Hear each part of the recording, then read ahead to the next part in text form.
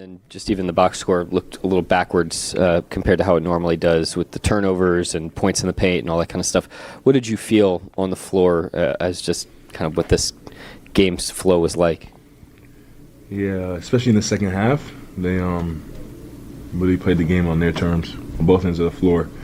They got whatever they wanted offensively, and then defensively they had us stagnant, had us playing over top of them for the most part. And when you play against a good team, you can't play like that for long periods of time because it'll chip away at itself, and next thing you know, you look up and there's a big lead.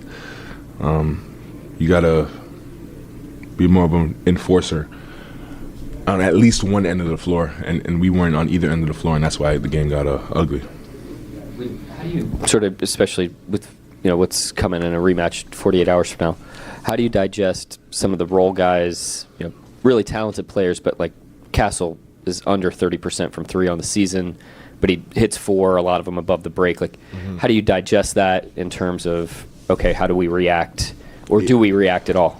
Yeah, the game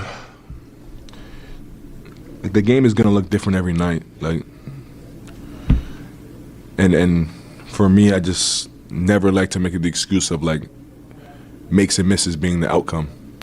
We've won games where teams have shot well above what they're expected, and we've lost games where we shot above what we were expected. So it's like we, especially this basketball group and the guys on this roster that I'm confident in, we know how to win a game no matter what the makes and misses looks like. And getting back to that will help us regardless of who's hot and who's not. You and the rest of the starters have gotten a chance to sit during plenty of fourth quarters. This is the first time this season, though, where you've got to sat down a stretch of a loss. What are you able to kind of take away from that time there as you're sitting and reflecting on the game? Pretty much what I just said. It wasn't much reflection. Like, I could feel it out there, how the game was going.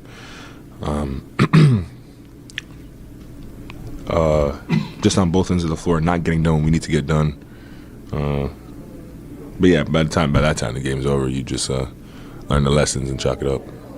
What will the Christmas Day rematch with the Spurs look like for you guys at Paycom? Yeah, it'll be fun. Playing on Christmas Day in itself is a dream come true.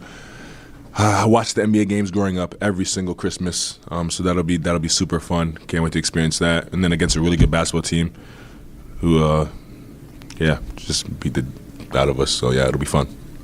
Before the game, Mark talked about the value of playing this same team in such rapid succession, back to back to back here, in terms of gaining familiarity. Just how important is that for you guys actually, being out there these last couple of games against this team, knowing you're going to play them again, and kind of gaining a lot of familiarity with them here? Yeah, it's good for us. They're really good, and they force you to play really good basketball if you want to beat them.